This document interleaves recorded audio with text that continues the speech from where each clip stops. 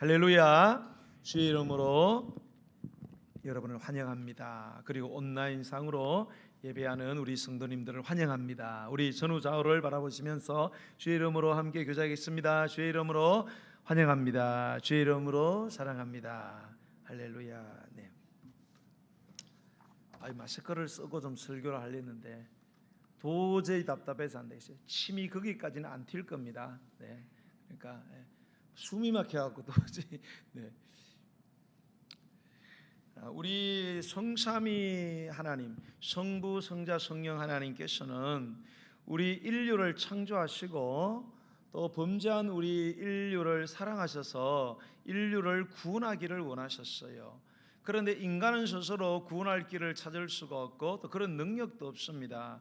그래서 우리 성삼위 하나님께서 머리를 맞대시고 어떻게 하면 우리가 창조한 이 인류를 구원할 수 있을까? 그렇게 회의하시고 고민하시다가 성자 예수님을 이 땅에 사람으로 육신으로 보내기로 결정을 하시고, 그러면 이 성자 예수님이 사람으로 태어날 때 어떤 가정에 태어나게 하실 것인가, 어떤 부부를 선택할 것인가를 고민을 하시다가 결국 선택한 사람과 가정과 부부가 누구냐? 바로 이스라엘 땅 갈릴리 지방 그 무명의 나사렛이란 동네에 있는 마리아와 요셉, 요셉과 마리아라는 가정 부부를 선택하셨습니다.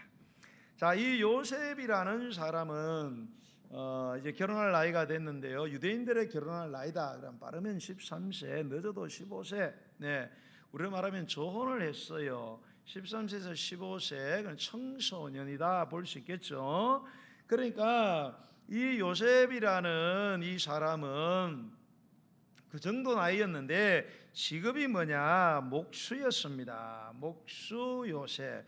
그에게는 약혼녀가 있었어요. 유대인들의 약혼은 법적으로 아내가 됩니다. 그래서 오늘도 본문에 보면 아내 마리아 데려오기를 이렇게 돼 있어요. 사실 약혼 상태거든요. 약혼하고 1년 뒤에 결혼을 하게 되는데, 자, 마리아라는 이 약혼녀가 있었습니다. 그런데 어느 날 요셉은 그녀의 약혼녀 마리아가 임신을 했다는 사실을 알게 됩니다.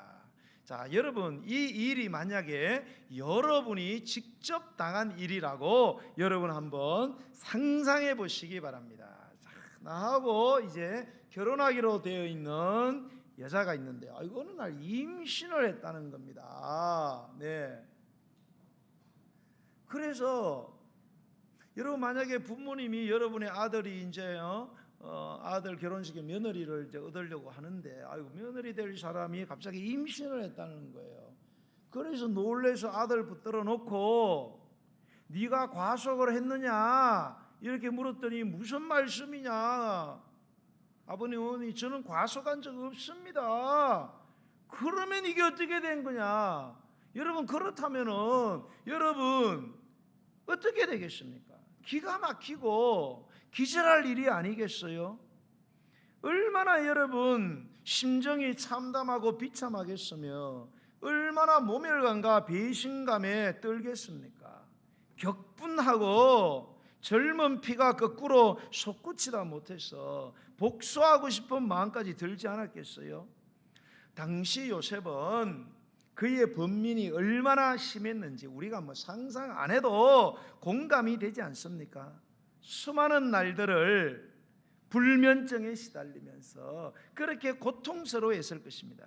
그러면 그랬던 그가 마지막으로 내린 결론이 무엇이었을까요? 그것이 오늘 19절의 말씀입니다. 자, 19절을 읽어보겠어요. 시작. 요셉은 의로운 사람이라 그를 드러내지 아니하고 가만히 끊고자 하였다, 이렇게 돼 있어요. 자, 요셉은 의로운 사람이었어요. 그래서 그는 마리아입니다. 그녀를 드러내지 아니하고, 그녀가 임신한 이 사실을 드러내지 아니하고 가만히 그냥 조용한 일로 없었던 걸로 해야 되겠다, 그렇게 결정을 했다는 거죠.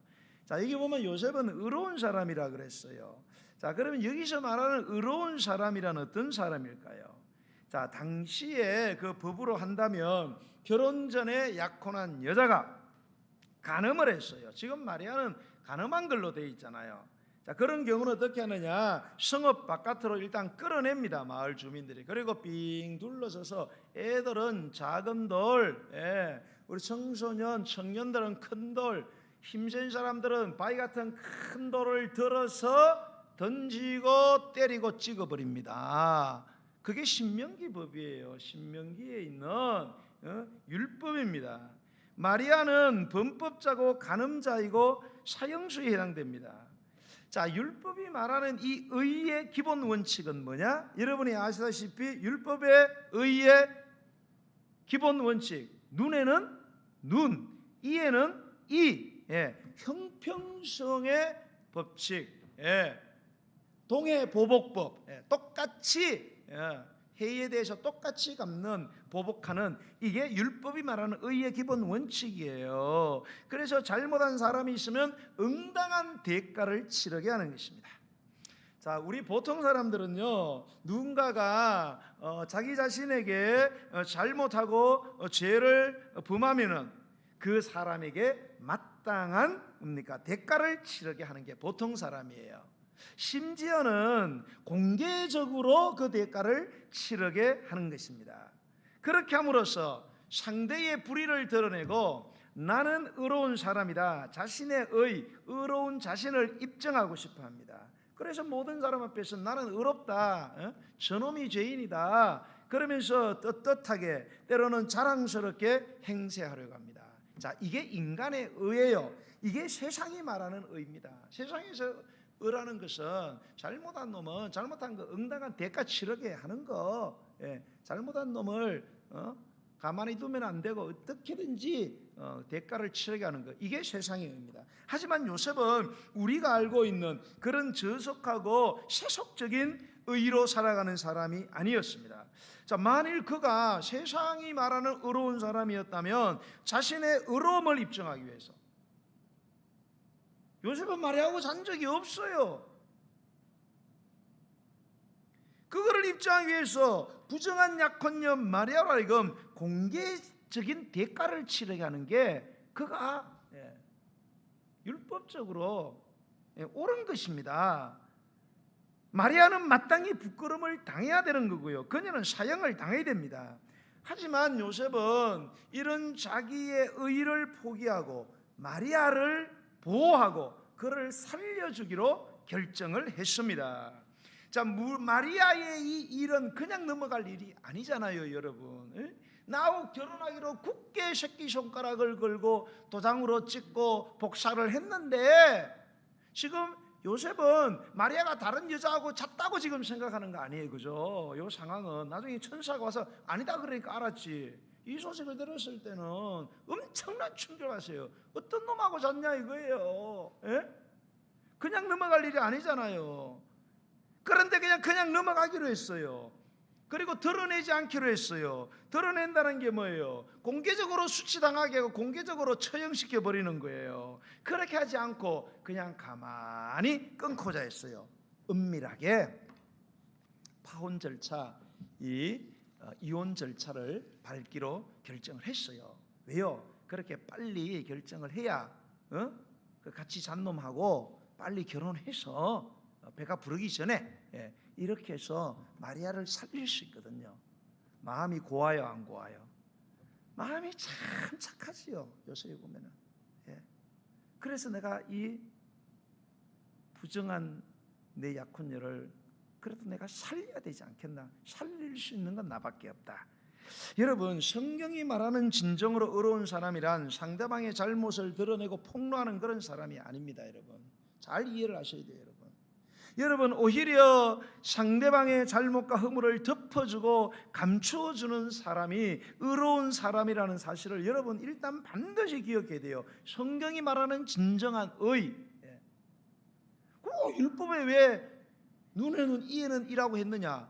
잘못 해석을 했다는 거예요. 그래서 예수님께서 산상보훈에 보면은 그거 잘못 해석했다고 예수님이 이야기를 하시잖아요. 요셉이 바로 이 성경이 말하는 그 의로운 그런 사람이었어요. 오늘 본문이 말하는 의는 그러므로 자기의 의, 사람의 의가 아니라 하나님의 의를 말하는 거예요. 그렇다면 여러분, 하나님의 의는 뭘까요? 자, 그러면 하나님은 무조건 잘못된 거 다 덮어줘야 되냐? 응? 막 살인죄 짓고 가는죄 짓고 막 그래도 덮어줘야 되나? 우리 하나님은 잘못을 무조건 덮어주시는 분이 아닙니다, 여러분. 오히려 죄 있는 자를 반드시 심판하시는 공의로운 분이 우리 하나님이십니다. 그런데 여러분, 너무나도 아이러니하고 놀라운 사실이 뭔가 하면 하나님의 이 심판이 엄정한데, 그러나 이 엄정한 하나님의 심판이 하나님의 긍휼하심보다는 더 크지 않다는 거예요. 여러분, 하나님이 죄에 대해서 반드시 진노하시고 징계하시지만, 그러나 그 하나님의 진노가 하나님의 자비를 앞서지는 못한다는 거예요. 자비보다는 크지 않다는 것입니다. 우리 하나님의 공의는 하나님 당신의 자비의 법 위에 공의를 세워 놓으셨다는 거예요. 그래서 이스라엘 역사 속에서요, 우리 하나님은 죄악된 당신의 백성들에게 당신의 자비와 용서와 긍휼하심을 끊임없이 베푸셨다는 사실을 기억하셔야 됩니다. 그런데 이스라엘 백성들은 그것을 기억하지 않아요. 벌 받는 것만 생각하고 자기들이 지은 죄를 생각하고 그 죄에 대해서 결국은 끝까지 참으시는 주님의 성품을 그들은 몰랐습니다. 그러나 이것을 잘 알았던 한 인물이 있어요. 그 사람이 누구냐? 바로 다윗이었습니다. 그래서 다윗은 시편 103편 8절로 9절 말씀해 보면 이렇게 고백하고 있어요. 들어보세요. 여호와는 긍휼이 많으시고 은혜로우시며 노하기를 더디하시고 인자심이 풍부하시도다.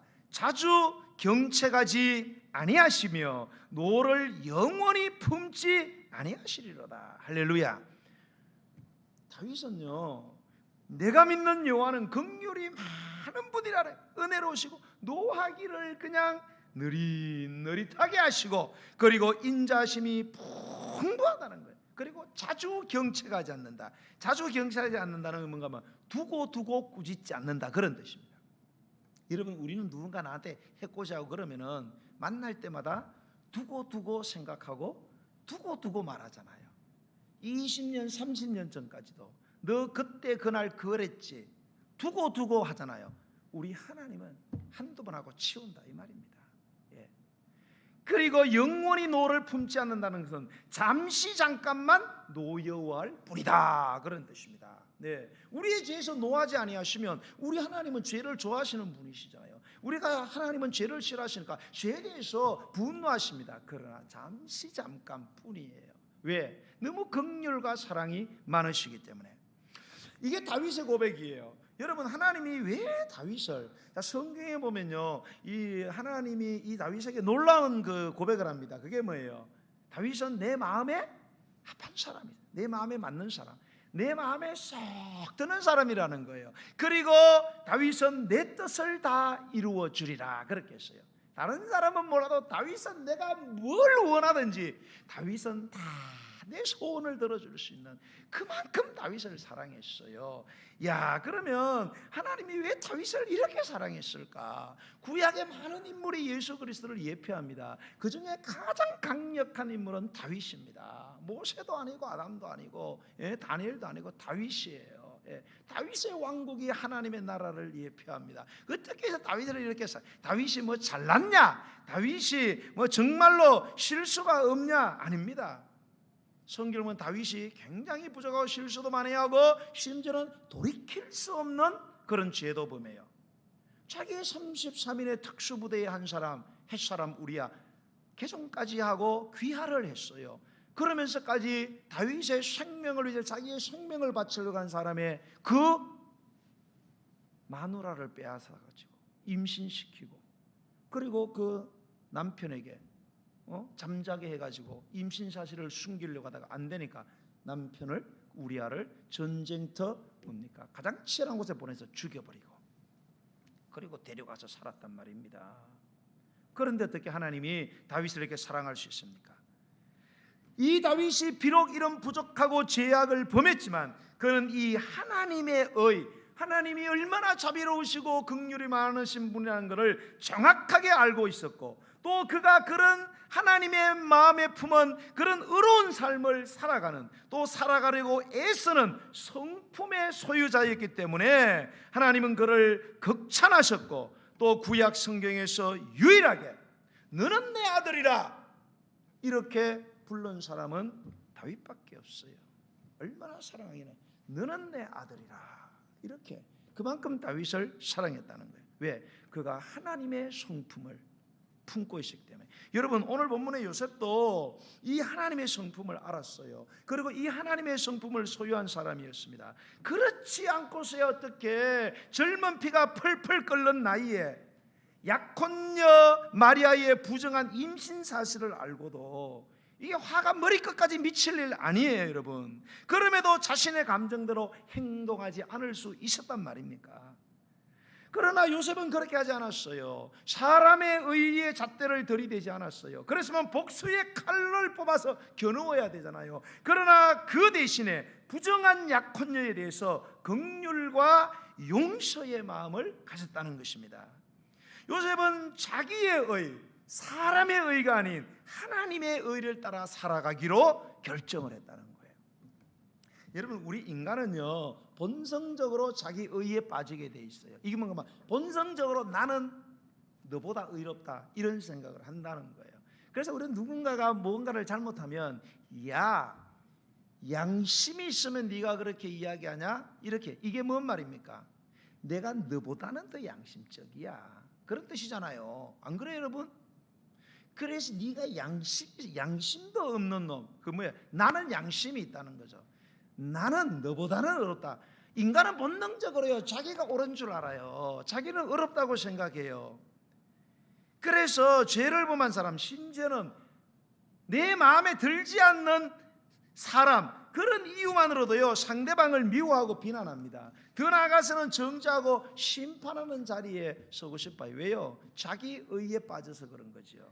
하지만 여러분, 이러한 태도는요 우리가 믿고 섬기는 하나님의 의와는 전혀 역행하는 그런 태도라는 사실을 꼭 기억하셔야 됩니다. 여러분, 남의 실수와 죄를 꼬집고 비판하고 폭로하는 것, 여러분, 이거는 절대 하나님의 의가 여러분 아닙니다. 여러분, 자, 예수님의 동생 가운데 야고보가 있어요.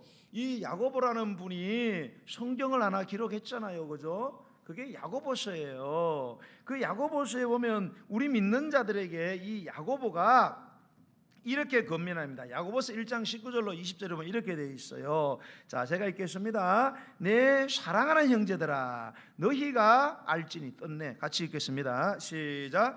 내 사랑하는 형제들아, 너희가 알지니 사람마다 듣기는 속히 하고 말하기는 더디하며 성내기도 더디하라. 사람이 성을 내는 것이 하나님의 의를 이루지 못한다, 이렇게 되어 있어요.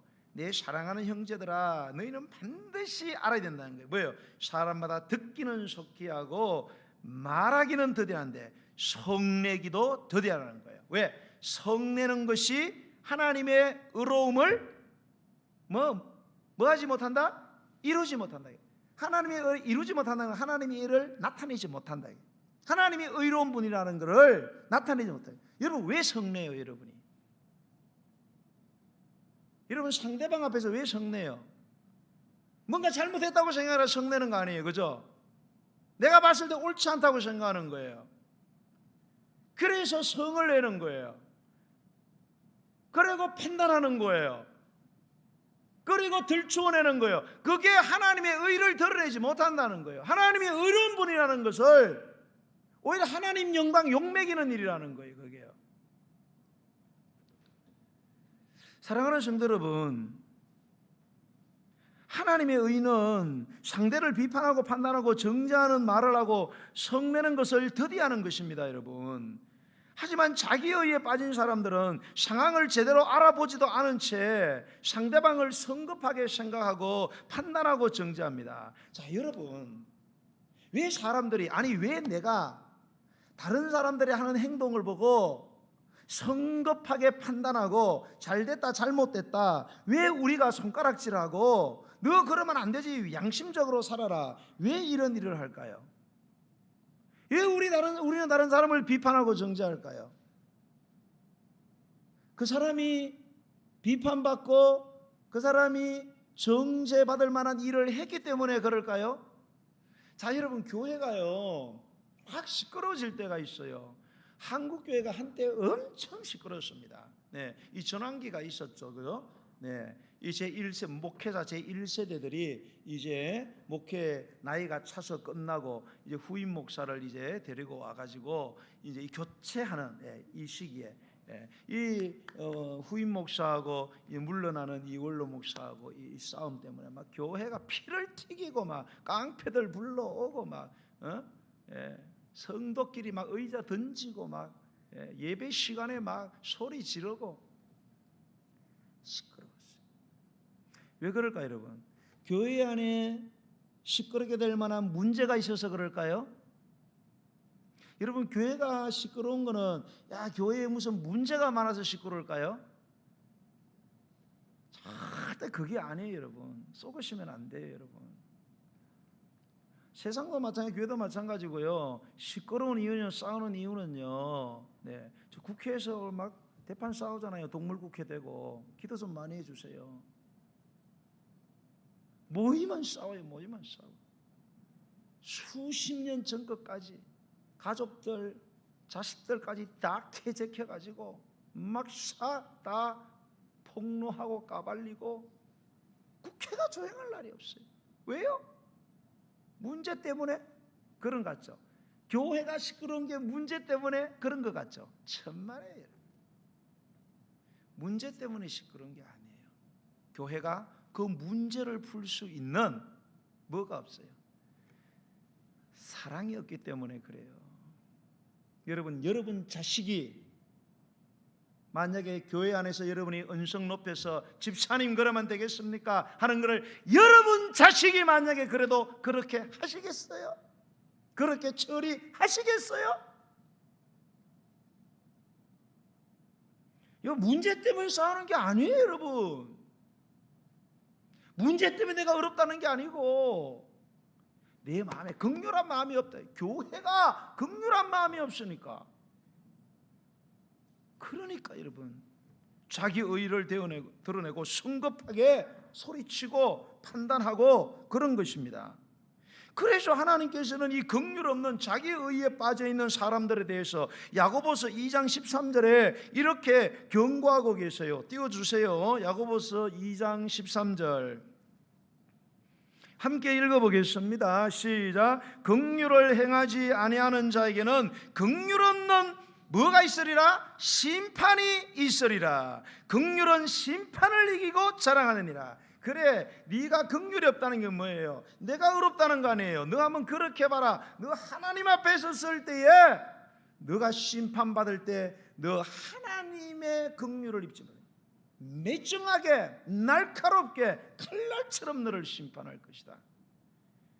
그러나 긍휼은 심판을 이기고 자랑해. 너희가 긍휼의 사람이 되라는 거예요. 그러면 너희들이 하나님의 심판대에 있을 때 심판을 이기고 자랑한다는 거예요. 이기고 자랑한다는 게 뭐예요? 기뻐한다는 뜻이에요. 예? 하나님의 심판이 올 때에 두렵고 긴장되고 그런 것이 아니라 하나님의 심판 앞에서 내가 이기고 뭡니까? 자랑한다. 기뻐한다는 거예요. 심판 와라. 왜? 하나님이 심판해도 내가 긍휼을 베푸는 하나님도 나 긍휼을 베풀어 주실 거예요. 할렐루야. 그 예수의 보혈로 덮으시고 긍휼을 베푸셔서 하나님의 나라 인도하는 줄로 믿으시기 바랍니다. 여러분 베드로전서 4장 8절 보면 베드로가 이런 고백을 합니다. 무엇보다 뜨겁게 서로 사랑할지니 사랑은 허다한 죄를 덮나니라. 이렇게 했어요. 자, 너희들만 이것저것 다 좋은데 무엇보다도 우선적으로 사랑하는데 어떻게 사랑하라고요? 뜨겁게 사랑하라는 거예요. 뜨겁게. 정말로 사랑하라는 거예요. 왜? 그 뜨거운 사랑은 허다한 죄를 덮기 때문이라는 거예요. 우리가 정말로 사랑하면요, 한두 가지 죄가 아니라 셀 수 없는 죄도 다 덮어줄 수 있다는 거예요. 우리 인간은 거의 상세판이에요. 3번까지 봐주자 그래요. 근데 정말로 사랑하면 3번이 아니라 뭐예요? 계속 그 사람의 허물을 덮어줄 수 있다. 여러분, 베드로가 왜 이런 말을 했겠어요? 지금 베드로가 한 말이잖아요. 이건 베드로의 경험이에요. 베드로는 항상 앞장서 말에 앞서는 사람이에요. 말 많은 사람은 책임을 다 질 수가 없어요. 사람이 한계가 있잖아요. 그래서 아주 막 하나님 앞에서 내가 하나님 예수님 부인하고 예수님 버리면 손에 장을 지진다 그러고 내 모가지를 내가 끊어낸다 그러고 이러더니 상황이 바뀌니까 예수님 부인하고 저주하면서 부인하고 부활한 예수님을 보고도 그는 다 때리치우고 다시 옛날 직장으로 돌아가서 아유 괜히 예수님 따라다녔네. 여러분, 이거 용서받을 수, 부활한 예수님까지도 봤는데도 다시 옛날로 돌아가 버렸어요. 그러나 우리 예수님이 그 허물 많고 죄 많은 베드로를 갈릴리 호숫가에서 고기 잡고 있는 옛날 직장으로 돌아간 베드로에게 가서 뭐라고 질문했어요? 시몬의 아들 바요나 시몬아, 시몬의 아들 목사님 뭐죠? 요나의 아들 시몬아, 바요나 시몬아, 요나의 아들 시몬아, 네가 나를 저 사람들보다 더 사랑하느냐? 예, 제가 주님 사랑합니다. 또 네가 나를 사랑하느냐? 예, 사랑합니다. 네가 나를 세 번째 물으니까 베드로가 가슴에 근심이, 예수님, 제가 예수님 사랑하는 거 아시지 않습니까? 여러분, 예수님이 왜 베드로에게 3번 사랑하느냐고 물었어요. 베드로의 사랑을 확인하려고 그래요? 아니에요. 내가 베드로야 너를 사랑한다는 거예요. 네가 나를 버리고 나를 부인하고 나하고 이렇게 시선이 마주치면서도 저주하며 네가 나를 부인했지만 그래도 나는 너를 사랑한다. 끝까지. 그 사랑 때문에 베드로가 회복이 된 거예요. 그렇게 예수님이 그의 죄를 덮어줬기 때문에 그가 다시 힘을 내어서 그가 다시 믿음을 회복하고 주님의 나라와 영광을 위하여 사용되어지는 그런 사도가 된 줄로 믿으시기 바랍니다. 그게 너무 고마워서 베드로는 환난과 핍박을 로마의 황제에게 당할 때에 다른 사람 다 도망갈 때에 베드로도 도망을 갔습니다. 가다가 주님을 만났어요. 주님께서 그에게 너도 도망을 가느냐? 그렇게 물으셨다. 코바디 있어? 코바디 있어. 영화도 있죠.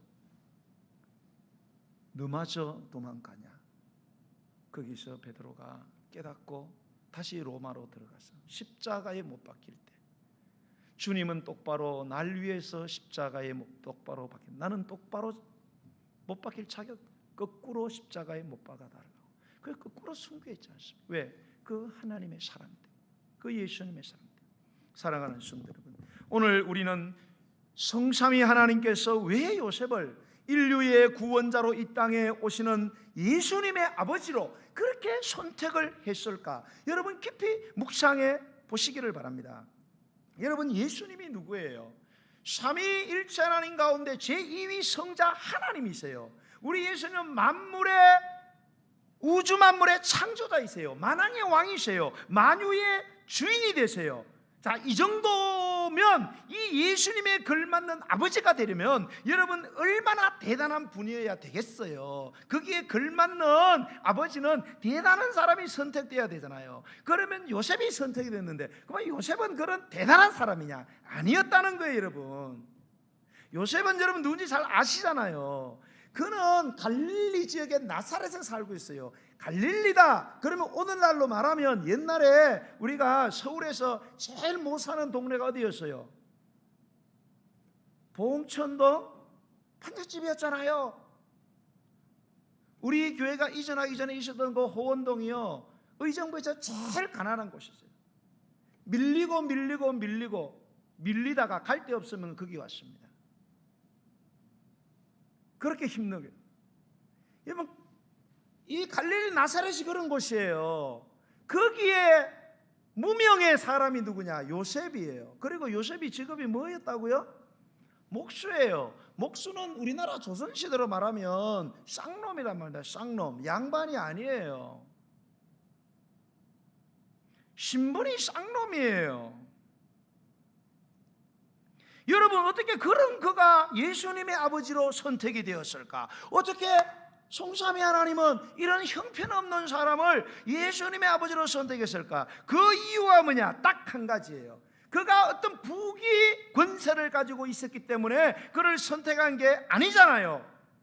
하나님이 그를 선택한 이유는 이 요셉이 자기의 의가 아닌 하나님 당신의 의의 마음을 품고 가는 사람이었기 때문에, 하나님의 마음에 있는 그 가장 중요한 성품, 그 의로운 성품, 그 긍휼과 사랑과 자비의 성품으로 충만한 사람이었기 때문에 구원자 예수님의 아버지로 선택하시고 사용하시고 축복하신 줄로 믿으시기 바랍니다.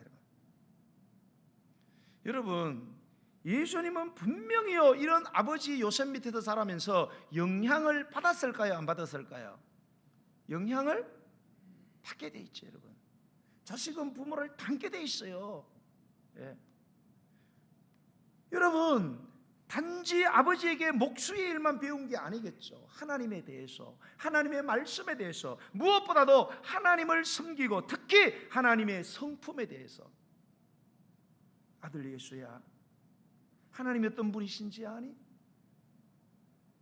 하나님은 얼마나 자비로우시고 얼마나 사랑이 많으시고 긍휼이 풍성하신 분이신지 그 성품에 대해서 배웠을 것입니다. 또 예수님은 이런 아버지 요셉과 친밀한 관계를 맺었을 것입니다. 예수님은 요셉 아버지를 분명히 아빠라고 불렀을 거예요. 무엇보다도 예수님은 이런 아버지 요셉과의 관계를 통해서 자신과 하나님과의 관계를 똑같이 인식했을 것입니다. 그래서 여러분, 복음서를 보면요, 예수님은 하나님을 부를 때 뭐라고 불러요? 아빠, 아버지 이렇게 부릅니다. 여러분, 겟세마네 동산에서도 뭐라고? 아빠, 아버지. 기도를 가르칠 때도 하늘에 계신 우리 아버지요. 여러분, 당시에는 어느 누구도요 감히 하나님을 그렇게 호칭할 수가 없었어요. 상상할 수도 없어요. 여러분, 구약에 나타난 그 성부 하나님의 이름이 뭐예요? 야훼입니다. 여호와. 여호와, 내 이름은 여호와라 이렇게 합니다. 그런데 구약의 백성은 여호와를 여호와로 못 불렀어요. 왜요? 여호와는 너무너무 높으시고 너무너무 구만리 장천에 계신 너무나 대단한 분이시고 우리랑 질적으로 다르고 음미하시고 두려운 분이시기 때문에 어떻게 여호와 이름을 우리의 더러운 입으로 부를 수 있느냐? 그래 못 불렀어요. 서기관들이 이거를 성경을 필사할 때도 여호와를 여호와 이렇게 못 적었습니다.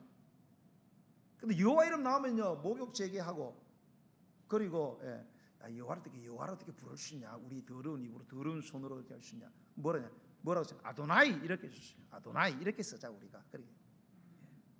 이게 주 그런 뜻입니다. 주여, 주여, 주여 이렇게.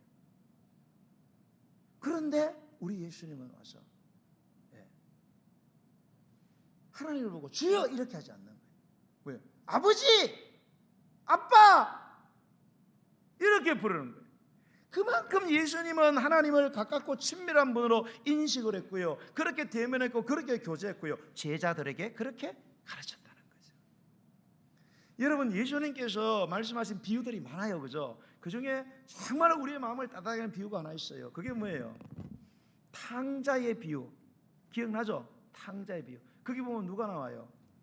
아버지가 나오잖아요, 그죠? 아들 둘이 있고, 그죠? 아버지가 있잖아요. 여러분, 그런데 그 탕자의 비유에 나오는 아버지는 어떤 아버지예요? 자, 그 둘째 아들이 어떤 아들이에요? 아버지에게서 유산을 미리 타가지고, 유대인들은 절대로 아버지가 돌아가시기 전에 유산을 달라 할 수 없어요. 그럼 아버지 당신 빨리 죽으라는 소리예요. 그럼 벼락 맞을 짓입니다. 그런데 아버지에게, 아버지 밑에 계시라고 그 유산 먼저 주세요. 그러니까 자식이 기를 수 있는 아버지 없잖아요. 그 자식을 떼줬어요. 돈을요.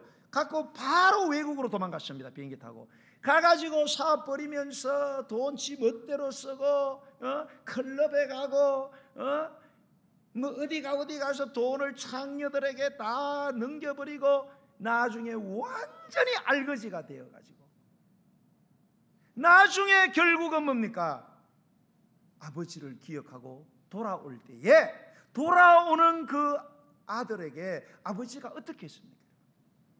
아버지는 하루도 빼놓지 않고 대문 밖에 나아가서 항상 대문 밖을 바라보고 있는 거예요. 왜요? 계속 자식을 기다리는 거예요. 그 자식 어떤 자식? 효자? 아니죠. 벼락 맞을 놈입니다.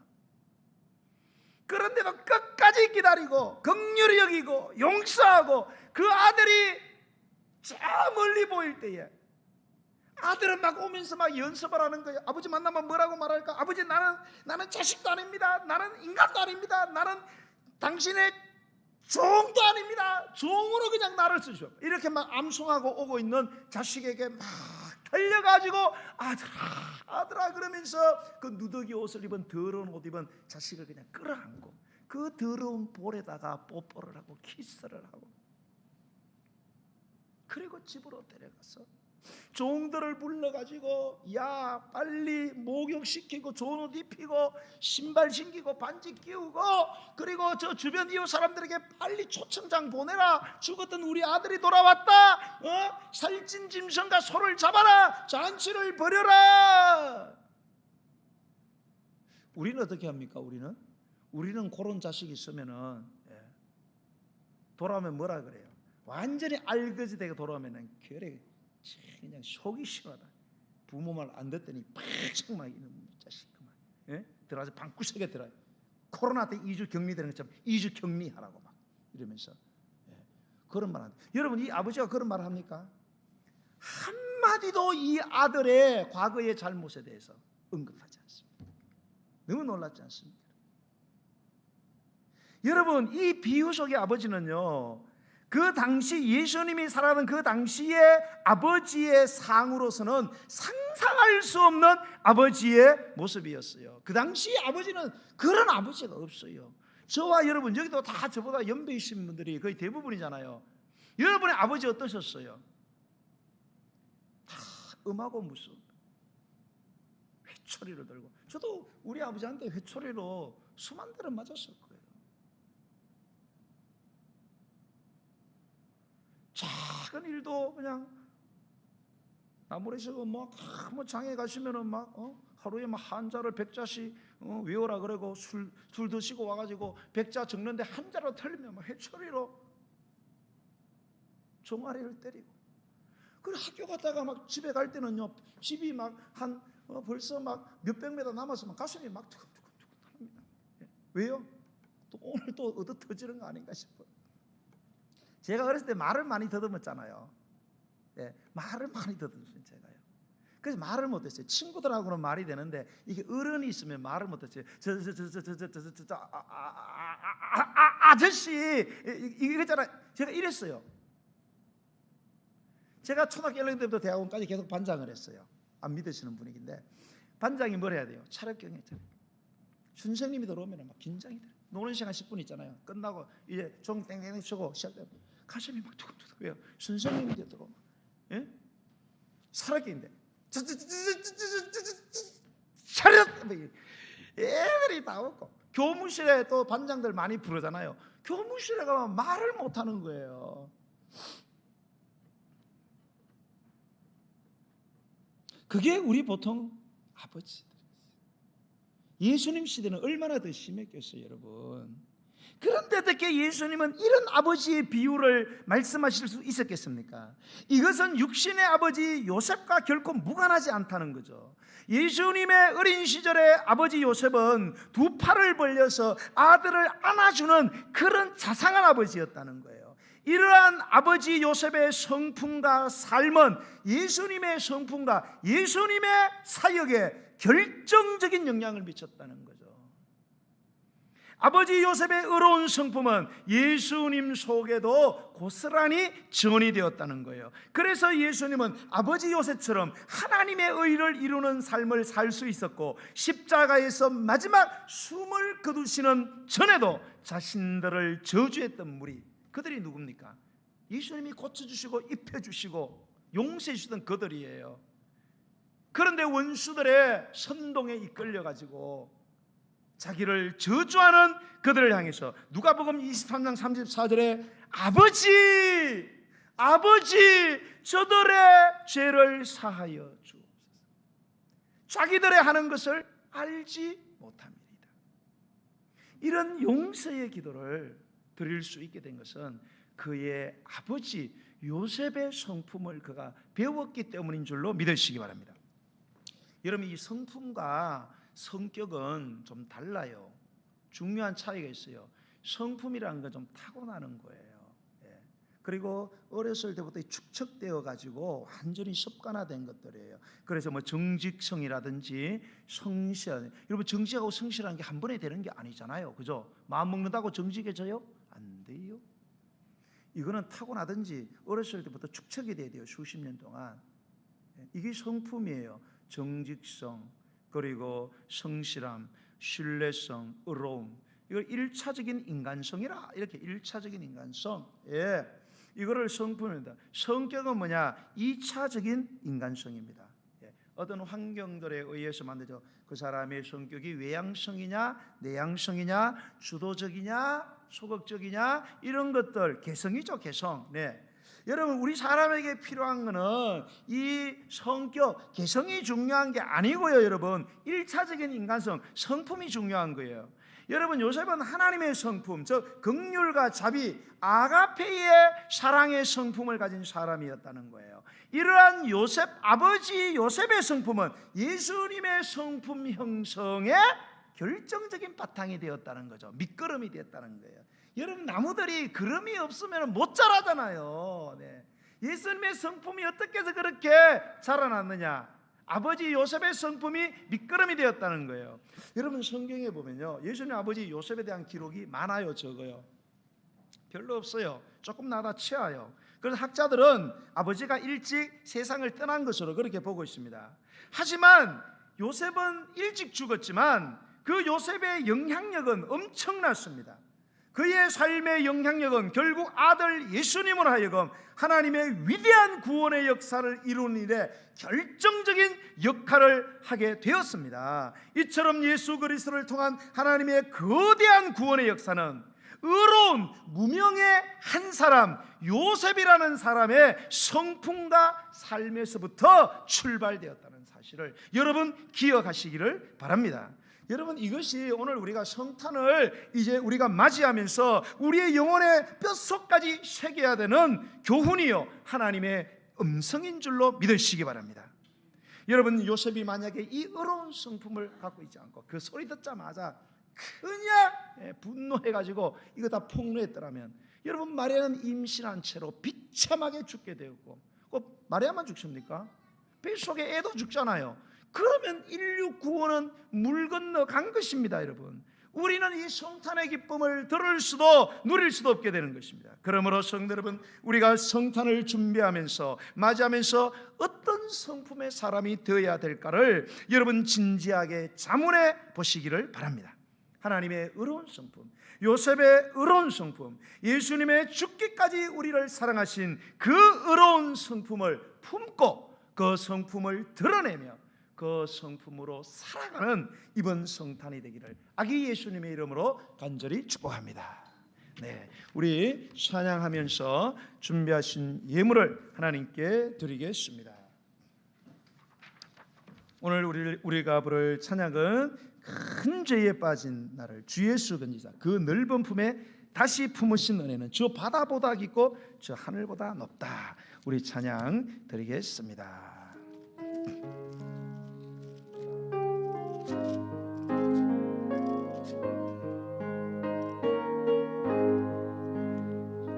죄송합니다. 295장, 죄송합니다. 네, 통일 찬송했네. 295장, 295장, 큰 죄에 빠진 나를 295장 찬양드리겠습니다.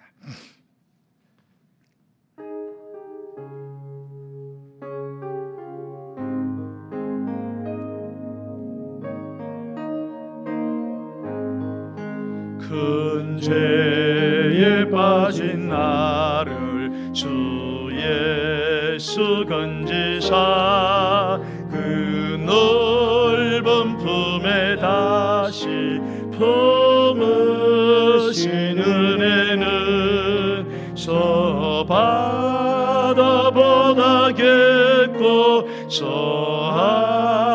하늘보다 높다 그 사랑 영원토록 나 찬송하리라. 날로 더욱 귀하다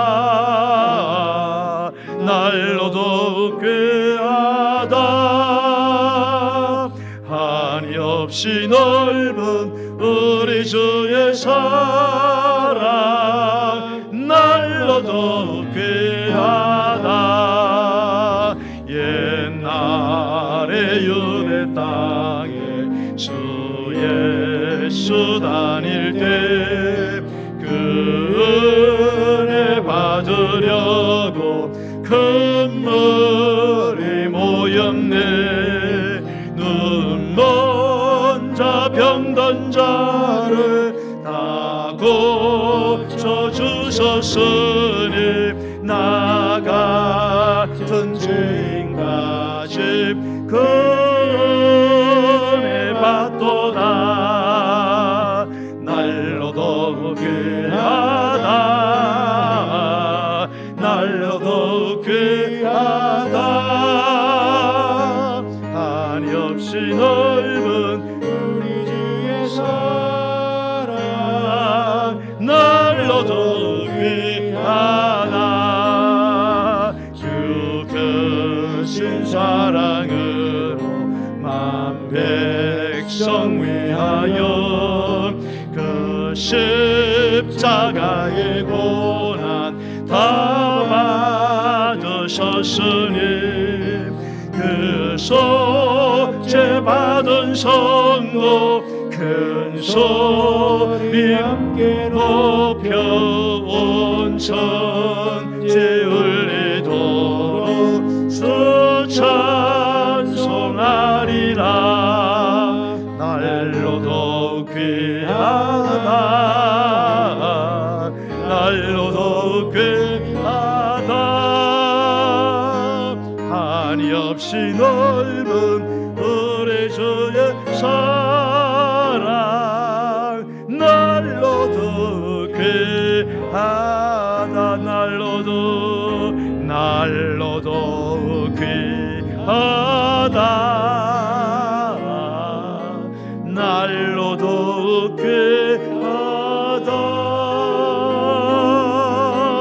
한이 없이 넓은 우리 주의 사랑 날로 더욱 귀하다. 할렐루야. 오늘 이 시간 우리 성탄을 우리가 이렇게 맞이하면서 오늘 성탄에 관련된 말씀을 들었습니다.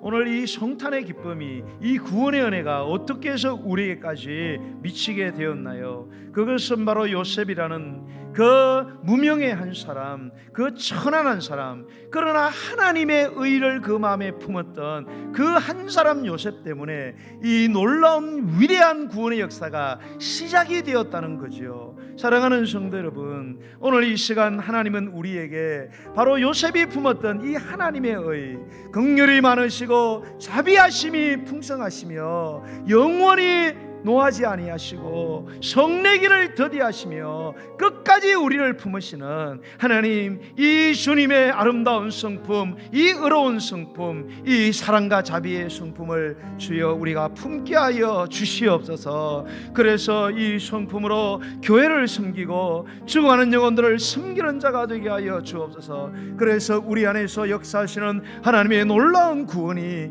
있게 하여 주옵소서. 우리 주의 이름 한번 부르고 기도하겠습니다. 주여 할렐루야. 하나님의 놀라우신 어려움에 감사를 드립니다. 주님의 자비와 긍휼과 인자하심의 그 의로운 성품 때문에 우리가 이 억만장에서 구원함을 받았습니다. 우리 구원자 예수님의 출생이 바로 이런 어려운 성품의 요셉을 통하여 그가 인간적으로는 세상적으로는 뛰어난 것도 없고 잘하는 것이 없지만 그러나 하나님은 예수님의 아버지로 요셉을 선택하셨습니다. 그것은 그의 영혼의 중심에 심령의 중심에 아름다운 그 하나님의 의로운 성품, 자비와 용서와 긍휼의 마음이 풍성했기 때문에 하나님은 요셉을 선택하시고 그를 사용하시고 그에게 복을 주시고 그를 통하여 구원자 예수님을 길러낸 줄로 믿습니다. 아버지 하나님, 오늘날 우리도 이런 하나님의 성품이 우리 안에 있는지, 이런 하나님의 성품이 하나님의 교회가 소유하고 있는지 돌아보게 하여 주옵소서.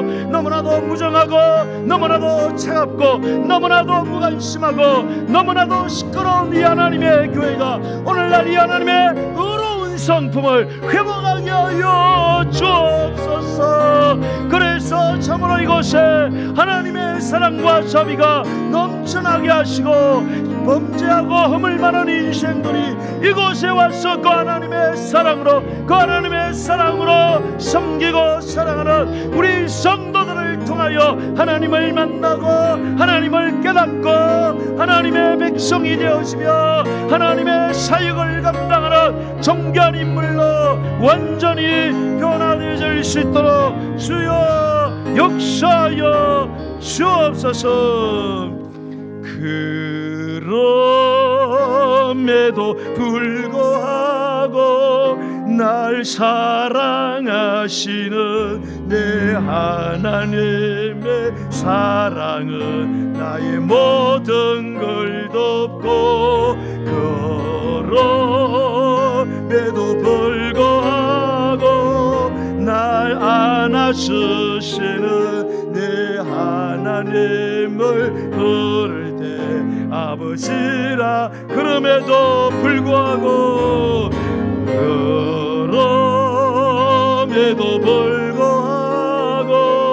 날 사랑하시는 하나님의 사랑은 나의 모든 걸. 그럼에도 불구하고 날 안아주시는 내 하나님을 부를 때 내 아버지라 불러줘 지라. 다시 한번 그럼에도 불구하고 날 사랑하시는 내 하나님의 사랑은 나의 모든 걸 덮고 나의 모든 것. 그럼에도 불구하고 날 안아주시는 내 하나님을 부를 때 아버지라 불러줘. 하나님을 부를 때 아버지라 불러줘. 오늘 이 시간 우리가 기도하기 원합니다. 여러분, 하나님은 우리의 아버지가 되십니다. 하나님은 저와 여러분을 사랑하십니다. 하나님은 우리의 기도를 들으시고 귀에 들리는 대로 행하시겠다고 약속하셨습니다. 오늘 이 시간 우리가 기도할 때 잠시 하나님 아버지, 이 나라 이 민족을 지켜 주옵소서. 코로나에 너무나 큰 어려움을 당하고 있습니다. 하나님이여, 위정자들 먼저 지혜를 주시고 나라를 사랑하는 마음을 주시며 국민을 사랑하는 마음을 주시고 무엇보다 하나님 두려워하는 마음을 허락하여 주옵소서. 이 땅의 교회가 너무나 큰 환난과 어려움 가운데 있습니다. 하나님이여, 하늘터 교회 붙들어 주옵소서. 이 어려운 때에 성도들의 믿음이 더욱더 경고하여 지게 하시고 이 어려운 때에 더욱더 기도하게 하시며 특별히 우리 성도들 가운데 육신의 질병으로 불안해하며 육신의 질병으로 고통하며 육신의 질병으로 아파하고 신음하는 성도들이 있사오니 하나님이여, 주님의 능력으로 고치시며 치료하여 주옵소서. 오늘 이 시간 우리 주의 이름 한번 부르고 기도하겠습니다. 주여 할렐루야.